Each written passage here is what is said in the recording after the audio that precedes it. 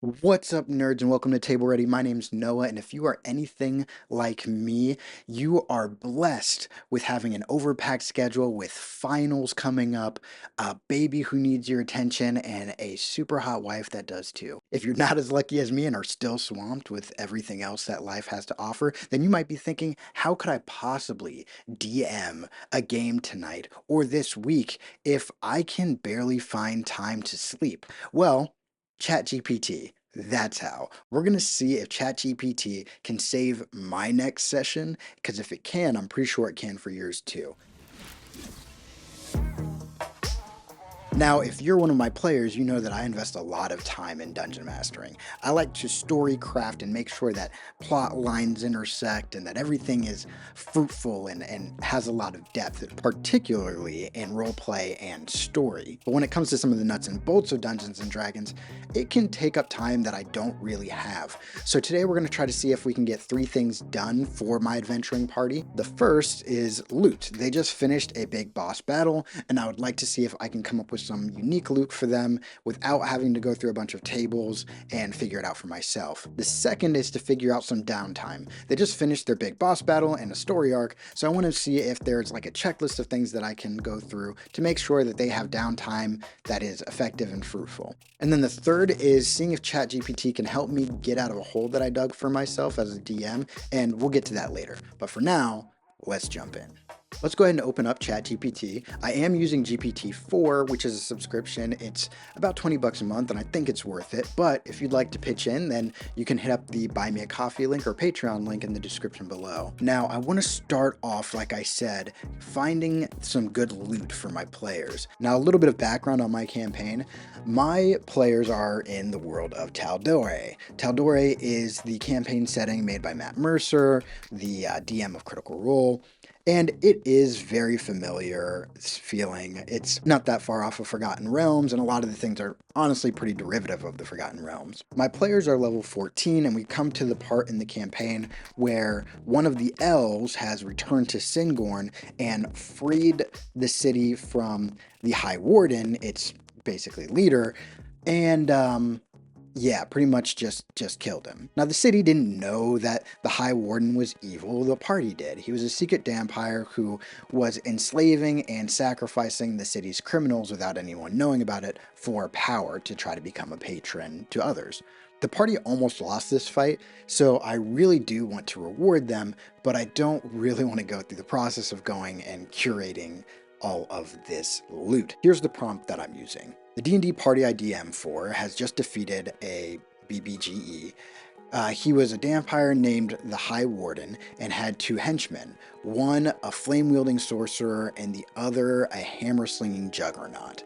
The High Warden was previously the tyrant leader of the largest major elven city on the continent and had plenty of resources. Make me a loot list appropriate for the 5 level 14 players, a Dragonborn Paladin, Changeling Rogue, Elf Ranger, a Ladrin Druid, an Elf Wizard. I also want to include that I want the loot to be focused and representative of the enemies. Sometimes the loot is too focused on the players, and I think that we can get something, or at least adapt whatever list it comes out to make it work for our players. But I want it to really resemble like the High Warden, the people that I threw at them. Oh, okay. So the High Warden's gilded rapier. I didn't even tell him, but that is exactly what it was. The Warden had a rapier that did necrotic damage and healed himself.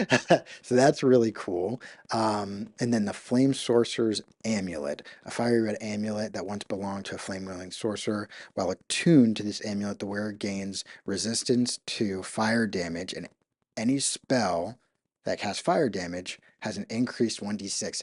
That's pretty cool.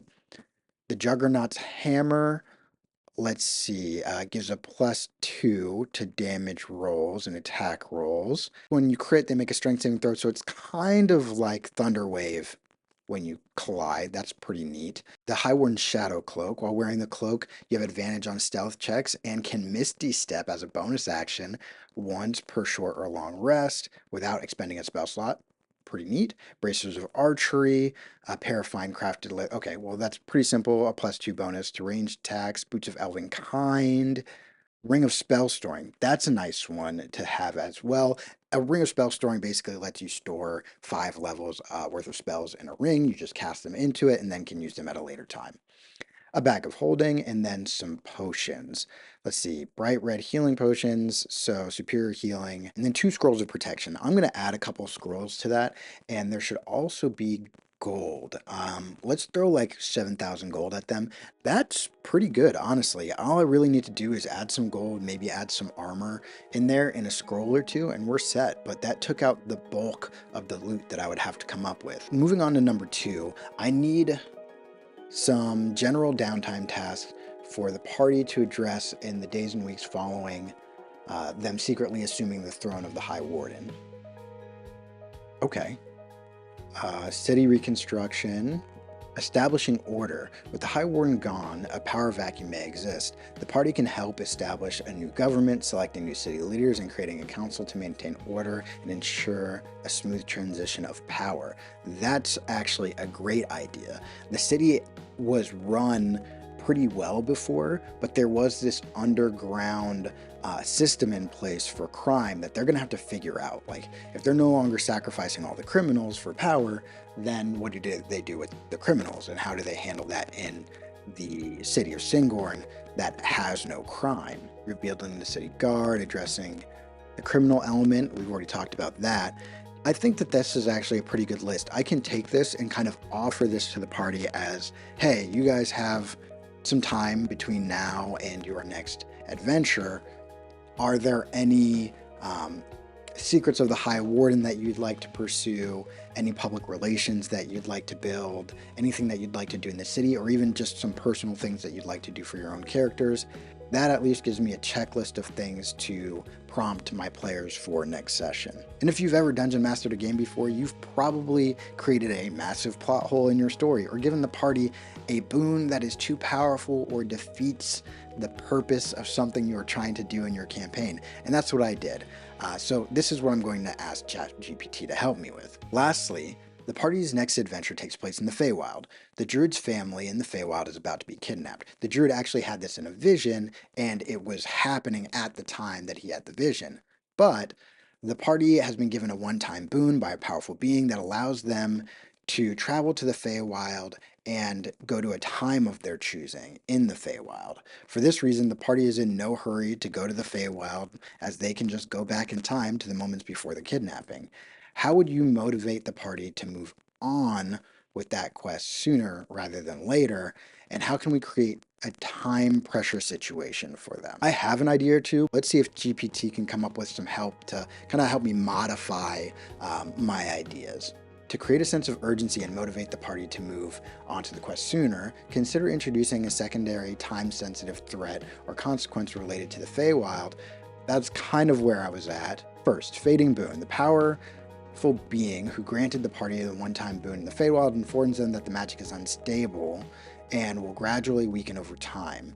Okay, so that was my first idea, but that is what felt like I was taking something from them. Like, hey, I gave you this thing that allows you to go whenever you like to the right time, but you have to use it in a week. I don't know. I don't know if I really like that one. Ceremonial deadline. I don't really like number 2. Rumors of an impending threat. The party learns of an impending threat to the Feywild, such as an invasion or dangerous magical phenomenon which is set to occur soon. So I can adapt that a little bit. In our game, there are tensions and rifts opening up on the Prime between the Fey and the Shadowfell. And so what I could do is say that the plains and the weave between the plains is getting thinner and more dangerous to traverse, creating a time-sensitive situation that could push them forward. I could also adapt the limited time opportunity. What I could say is that this powerful being is going to inform them that, hey, in real time, your family is getting ready to be taken to another plane, one that I am unaware of and don't have connection to. So if you want to go back and save them, now would be the time. Whatever I do, I want to make sure that I'm giving my party enough space to still do the things that they want to do. So maybe I'll say within a month's time, you're going to need to go to the Feywild because this powerful being is going to be occupied trying to defend the Feywild or whatever the thing might be. I think that'll work for us. Just like that, we were able to come up with loot, come up with downtime activities, and we were able to push the players towards our next story arc. I guess I'll just sign off by thanking GPT and thanking all of you for watching. If you enjoyed this and want to watch more things like this, then please hit subscribe. And if you don't, that's fine. It's all good. But maybe just leave a little mage hand on the like button area instead. And yeah, I really appreciate you guys watching. As always, this is really cool. We hit 500 subscribers, which is freaking crazy to me. So yeah, thank you guys so much. And I can't wait to see you this week. All right, peace.